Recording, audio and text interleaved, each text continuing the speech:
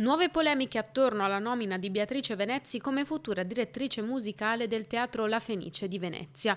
In un'intervista al quotidiano argentino Clarín, la direttrice d'orchestra ha parlato delle critiche ricevute in Italia, definendole legate a una questione politica e al clima elettorale in Veneto. Sono nel mezzo di un attacco al governo, ha dichiarato, unito al fattore delle elezioni.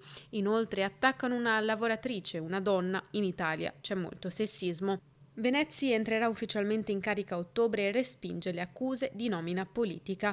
Sulle contestazioni interne al teatro, dove orchestre e sindacati hanno espresso perplessità, sottolinea la necessità di rinnovamento. Venezia ha bisogno di attrarre nuovo pubblico, gli attuali abbonati hanno più di 80 anni, se non innoviamo nell'arte i teatri diventeranno musei, ha detto.